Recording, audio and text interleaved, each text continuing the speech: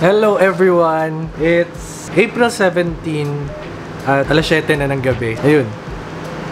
6:59 na and kakauwi ko lang. Actually, galing na akong school. Tapos, basta may alis kasi kaming mga advisors. Tungkol to sa senior high ng mga... Basta may alis kami mga advisors ngayon. Tapos, nakalimutan ko, umuwi ako ng alauna. Alas 3 may meeting pala kami. Sa ibang school. So, bumalik ako doon. Tapos ayun, kakabilik lang namin. Natapos na tayo mga 5:30 na. And, ayun, medyo namili tayo. Pandagdag doon sa ating binili. Nakaraan yung last vlog natin. Isabay ko na rin yung mga haul. Actually, may darating pa binili ako eh. Medyo nagka-budget tayo para bumili ng kahit paano pandagdag sa pang-araw-araw natin. Unahin na natin. Ito, galing sa TikTok shop. Nabuksan ko na kasi siya. Kaya ano, bali ito yung tissue. Yan, ito. Na meron na nakalagay doon. Basta sa may coffee nook natin doon. Kita niyo yung kalat. No? Ang kapal niya pala. Kasi medyo skeptical ako nung una kasi mura lang. Tapos makapal pala siya. Mamaya na yung isa pa galing sa TikTok shop. Kasi itong nasa grocery ko, kailangan malagay na sa ref. So, yung mga unang dapat malagay sa ref. Another hotdog, jumbo hotdog. Ito naman ay hindi naman natin pang araw-araw na kinakain to. Pang ano lang, pang wala na talagang choice. Kasi may mga liempo naman dyan. Tapos minsan bumibili ako ng lutong ulam. Ganon. Tapos eto kapag tinatamad lang or walang pambili, mga ano na, petsa di peligro, ganyan. And eto, yung Pure Foods Chicken's Breast Nuggets. Ito talaga usually staple talaga to dati. Noong panahong 300 plus pa lang siya. Pandemya. Bago mag-pandemya, mga ganun. Ngayon nasa 500 plus na to eh. Wait lang guys. Lalagay ko lang to sa freezer. Okay, so next natin. Next natin sa second bag. Sa Robinsons pala ako bumili sa may Genti. Kasi malapit lang dun yung pinag-meetingan namin na school. Ngayon na, nag-a-alarm na yung aking ano. Bumili pa ako ng more na fresh milk. Selecta Fortified. Ito yung lasang ice cream eh.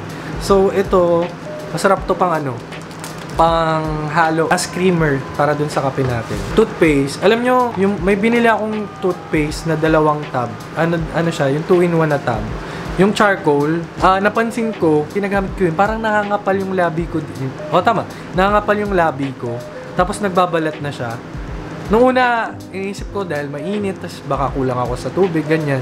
Pero bumili ako ng mas maliit na toothpaste na Colgate din. Tapos trinay ko siya one time. Ayun, hindi na siya nagbalat. So, baka masyadong matapang yung charcoal. Pagkontian ko lang. Pero, ayun nga. Bumili na rin ako ng bago. Kasi maliit lang yung nabili ko na isa na spare. Tapos Yakult pa. Kanina ko lang nakita pagkabukas ko ng ref na meron pa pala akong Yakult na 3 piraso dun sa freeze. Ay, sa ref. Kaya, yun, basta. Nema. Tapos, wheat bread. Yun nga lang may raisins siya. Bread, wala sila nung plain lang. Nuha ko na rin. Ano din to? Variety din to ng ano, ng lasa kapag kumakain. Sa last na bag tayo. Last bag, bumili ako ng Dove. Dove. Na sabon. And then, itong Zonrox Color Safe. Tapos, ethyl alcohol. Ang plano kong bilhin, yung malaki na na-depump. Kaso lang, pag ganun yung binili ko, tapos nilagay ko sa lamesa sa school, Diyos ko, baka isang araw lang sa mga scouts yun. Nagawang panligo. And, eto last one, parcel to. Hindi ko masyadong maliwanag. From TikTok shop din to. Tingnan natin. Ito ay window cleaner. Ano natin? Ano? Ano to? So, ganito siya. Ito yung pang scrape. Ang tama na to dyan sa, sa salamin, no? Tsaka dun sa windshield. Salamin. Hindi na sanang pag-ibig. So paano nga? So attachment to? Okay. Magkabilaan. So yun. Mirror glass cleaner sa windshield. And yun lang muna. Wait lang. May naiwan pala. May nakita ko. Nasa counter na ako nito pala nung ano. Nung dinampot ko to. Nail cutter. 40 pesos. Nan nyo yung kuko ko. Napakahaba na. Nail cutter namin. Nagbit-bit ako doon sa Hilabs. Ayun, hindi ko na nahagilap kung nasa na. Kung san-san na napunta. Pinagpasapasahan na. Kaya ito. Lalagyan ko na lang ng tali dito para hindi na mawala ulit. Yun lang muna guys. Ayusin ko lang muna to tapos tingnan natin kung ano pa mga ganap sa mga susunod. For sure, wala na susunod ngayon kasi kailangan ko nang magpalit. Mag-freshen up kasi maaga pa tayo bukas. 5:30 class start ng klase natin. Yun lang muna. Bye muna guys. Hello everyone! It's Friday afternoon, 2:14. Kakauwi ko lang, naka-uniform pa ako. Gusto namin naka-close deck pa ako. And nag-vlog lang ako ngayon kasi meron tayong dumating another parcel. Actually, ano ba? Di ba hanggang 11 PM lang, ay AM pala. Hanggang 11 AM lang kami dapat. Pero since wiring board season na tayo, pumapayag ako na after class, pwede silang mag-wiring. Tapos, ayun, kaya late tayo umuwi ngayon. So ngayon, bubuksan ko lang tong isang parcel na to. Nagluluto na ako doon. Hindi ko napapakita yung kasi laging nakaraan, panay luto, tsaka bake yung pinakita ko. So, huwag na natin pakita yun. Hindi pa pala ako nagluluto. I mean, pinapainit ko pa lang yung kawali, tsaka painit ako ng tubig. Ayun, hindi ko na napakita yan. Nabuksan ko na. This is from TikTok Shop. Hanggang lang, tingnan natin. Baka may laman pa. At ito ay brush. Brush ito para sa banyo. Ayan, tignan nyo. May brush siya, tsaka may pang-clean siya ng chenes. Para ano? Parang kulang. Ayun pala. Basta pang gilid-gilid kasi ang hirap linisin kapag yung brush ko na malaki yung ginagamit. So, ito pang sulok-sulok. Assemble muna natin. Ayan siya. Ito pa. Ayan. Ayan. Pang brush sa gilid-gilid. Tapos, na-adjust siya. Magluluto na muna ako nang makakain na kasi ako gutom na. First meal ko ngayon. Kasi tayo yung naging intermittent fasting nga, diba? So, before kasi, nung mga nag-comment na teka lang, tigyawat ba to? Parang feeling ko magkakatigyawat ako. Ay, hindi. Siguro sa reaction to. Parang ugat. Reaction ng init. Sobrang init kanina eh. Anyway, nung nakaraan, diba nag-comment kayo na para akong sumobra yung payat ko and so on, na mukha akong nagkasakit. Pero nag-intermittent fasting lang po kasi ako noon. Ang fasting ko kasi ay originally 1 year akong ano matawag doon? 16-8. Yung 16 hours akong hindi kakain, tapos 8 hours akong pwedeng kumain. Ang oras ko is 5 PM to 9 AM. Pero after nun, parang nakasanayan na ng katawan ko, naging na ako, 19 hours. 19 hours na yung fasting ko, tapos the rest nun, pwede na akong kumain. So, parang, ang nangyari nga nun, naging 1 meal a day na lang ako nun. So, kaya medyo, ang laki nung pinayat ko nun. Pero nung nag-comment, saka na sinabi nga ng mga classmate ko na sobrang lalim, sobrang haba ng leg ko, kumain tayo ulit ng rice. Pero ngayon, binabalik ko yung fasting ko na no rice, pero nagtitinapay tayo, wheat bread tayo na ngayon nga ulit 16 tsaka 8. So yun lang muna, kakain na muna ako at first meal of the day ko. Ngayon sumobra ako kasi 2 PM na di pa ako kumakain. Kaya kain muna ako, guys. Yun lang muna. By the way, sagana ako sa tubig. Yun, dun tayo pumabawi. So yun lang muna, guys. Hello everyone, good evening. It's Saturday night and magpa-vlog tayo ngayon kasi tonight hindi tayo gumala pero nagpa-deliver naman tayo ng Starbucks. Yung Starbucks. May Starbucks na malapit dito dyan sa may bypass, sa may Santa Maria.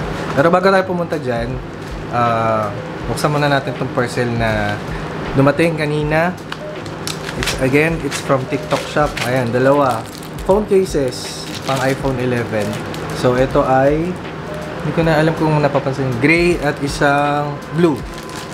Okay. Kasi yung gamit ko ngayon yung itim, syempre mainit, diba? So, yung mga cellphone natin ngayon, mga iPhone users, medyo nag-iinit din siya, lalo na itim yung cover nito, yung case rather. So, try natin yung dalawa. Ito yung gray. Ayos. Tapos, lalagay ko na lang ulit dito yung yung ID ko sa scouting. Ay, baliktad pala. Ayan. Ayan yung gray. Teka, buksan na natin ilaw. O yan, sobrang liwanag naman. And then, try natin yung itim. Parang amoy, basta na-amoy ko na to before. Ay, green. Yung blue pala. Try natin yung blue. Parang maganda. Mas okay to. Kasi lang, dark din kasi. Parang mas beto na. Okay, ayun. Tapos, punta na tayo dito sa ating meal for tonight. Cheat day natin ngayon kasi mag-aalas 9 na pala ng gabi. So, what we got from Starbucks. Ang arte, nagtagi-English. Labas ko naman.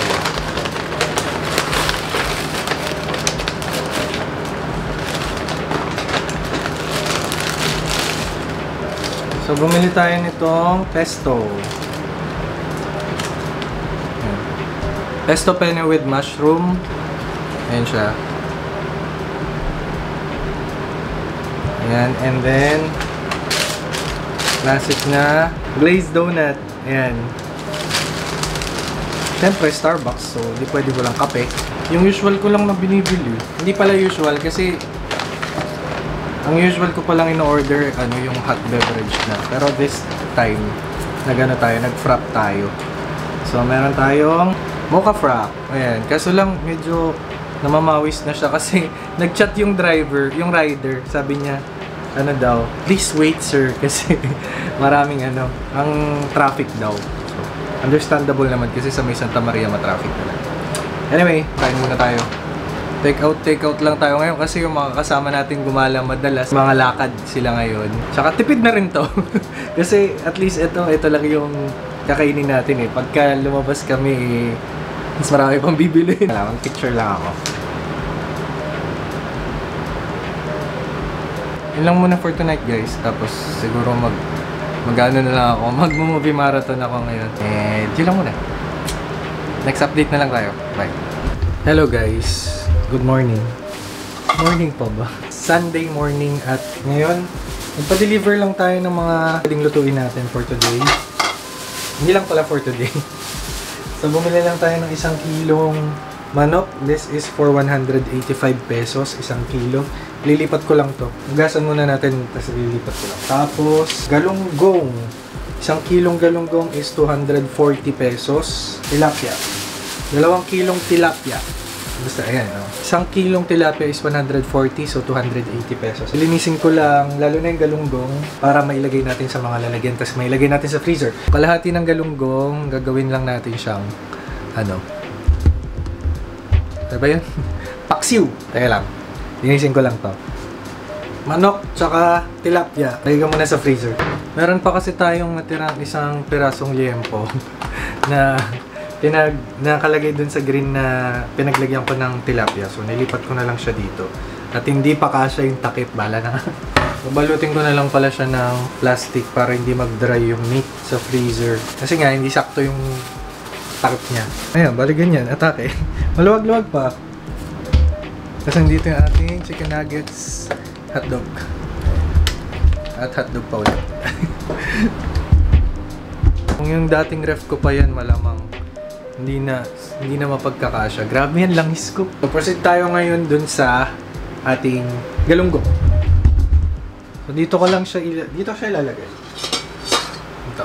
Oh, wait lang. Gasa ko lang. Hindi ko kayo masyadong mailipat-lipat ng lugar kasi isda yung hawak ko. So, pag hinawakan ko yung tripod or yung camera mismo, baka lumipat yung lansa. Hindi naman pwedeng maya ako maghugas. Baka maglasang sabon naman yung niluluto natin, So, wait lang. Gasan ko lang to. Ito guys, tingnan nyo, ang lalaki ng mga galunggong natin. Siyempre, pinadeliver ko lang. Hindi na ako nakapili ng mga medyo maliliit. Pero okay na rin to. Okay, so, start na natin. Nilagyan ko na ng konting tubig to. Tapos, hindi ko na naipakita kanina. Pero, naghiwa na tayo ng mga isasalang na ipanglalahok natin ng mga panggisa. Panggisa? Hindi pala panggisa. So, meron tayong sibuyas, turmeric. Wala kasi ako nung luya na regular, so hindi na ako nakabili. Tapos dahon ng laurel, and then suka, patis. So lalagay ko na muna kung ano sinasabi ko eh. So lahat naman to ilalagay na lang dito. Tapos tansya-tansya na lang patis. Tapos suka, of course. Lalagay din ako ng chili flakes. May kick.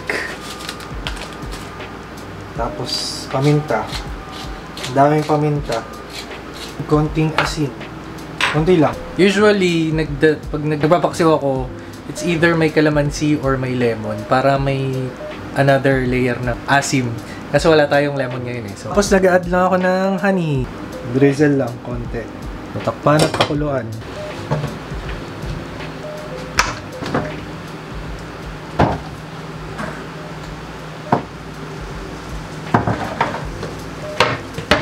Nakalimutan ko palang maglagay ng konting mantika.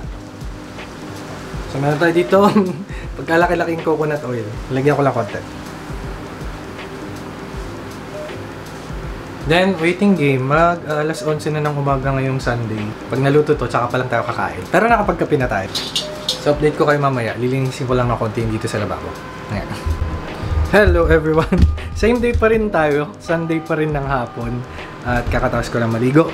At pinagdidesisyonan ko pa kung magpapagupit na ba ako ngayon o sa susunod na linggo na lang. Pero nag-bake ako ulit.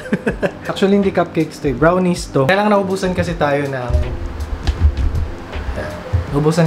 ng parchment paper para dun sa isang malaking baking tin ng brownies.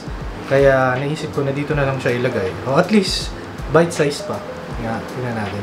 Fudgy. Meron na akong vlog nito eh.